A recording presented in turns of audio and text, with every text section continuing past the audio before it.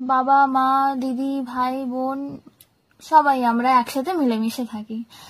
তো সেই দিন আগে আমি আমাদের বাড়ির স্ট্রাকচারটা বলি। তো আমাদের অ্যাকচুয়ালি দুটো রুম। তো সেই দিন মানে আমি এমনিতে আমার মায়ের সাথে আমি শুই। আচ্ছা। তো সেই দিন আমি আমার মায়ের সাথেই শুয়েছিলাম। এবার আমার যে বেডরুম মানে বিছানাটা সেটার উল্টো দিকে আয়না আছে, আর তার আমি যে দিকটা পা করে শুই তো সেই দিকটা একটা জানলা আছে ছোট মতো। আমি সেই দিন আয়নাটায় পর্দা দিয়ে ঢেকে শুতে ভুলে গেছিলাম। ঠিক, পর্দা কেন? মানে ন্যাচারালি সবার বাড়িতেই তো আয়না থাকে, সবাই শোয়ে।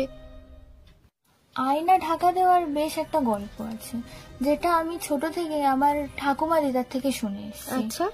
তো আয়নার ওপারেও নাকি একটা দুনিয়া আছে, যারা নাকি সবকিছু দেখতে পায় এই পারে। তো রাত্রিবেলা আয়নার ঢাকা দিয়ে শোয়াটা ঠিক। তো আমাদের বাড়িতে সেই নিয়মই চলে আসে। আচ্ছা, হ্যাঁ, এই জিনিসটা আমিও অবশ্য শুনেছি, কিন্তু আমি কখনো সেইভাবে জিনিসটা অতটা খেয়াল করিনি। ঠিক আছে, তাহলে গল্পে ফেরা যাক আবার। হ্যাঁ, তো সেই দিন আয়না ঢাকা দিয়ে শুতে ভুলে গেছিলাম, কাজের চাপ ছিল, এসে টায়ার্ড ছিলাম, শুয়ে পড়েছি একদম। তো আচ্ছা। হঠাৎ করে ওই হবে দুটো ছায়ামূর্তি জানলার দিকে আমি দেখতে পাই। তো আমি ঘুমোচ্ছিলাম, খুব সম্ভবত মনে হলো এটা স্বপ্ন দেখছি হয়তো, কিন্তু তাও রাত কটা? তাও রাত ঘুমের ঘোরে তো 2:30-3টে হবে। তো সেই সময় আমি ভাবলাম যে স্বপ্ন দেখছি, তো জল খেতে উঠলাম। জল টল খেয়ে এবার শুতে যাচ্ছি, মানে মনে হলো আমার নাম ধরে এতটাই জোরে ডাকছে যে আমার মাথা কান ভারী হয়ে যাচ্ছে এবং আমার শরীরটা ভীষণ রকমের খারাপ লাগছিল।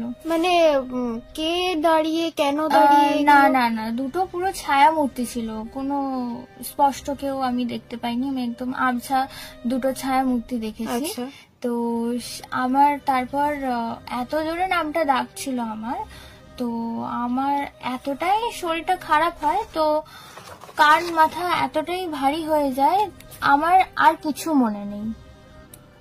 এরপরে হঠাৎ করে মা আমাকে ডাকছিল, তা আমি সেটা শুনতে পেলাম। সেটা শুনে আমার হুঁশ এলো, আমি বিছানায় নেই, মানে আমি বারান্দায় দাঁড়িয়ে আছি। যদি বারান্দার আমাদের জায়গাটা ঘেরা, মানে পুরোনো দিনে কি হয় হাফ থাম দেয়া, বাকিটা খোলা থাকে, তো সেটা ঘেরা ছিল। আমাদেরও বাড়িতে তাই ঘেরা ছিল। হ্যাঁ, তো ওইটা ঘেরা মানে না থাকলে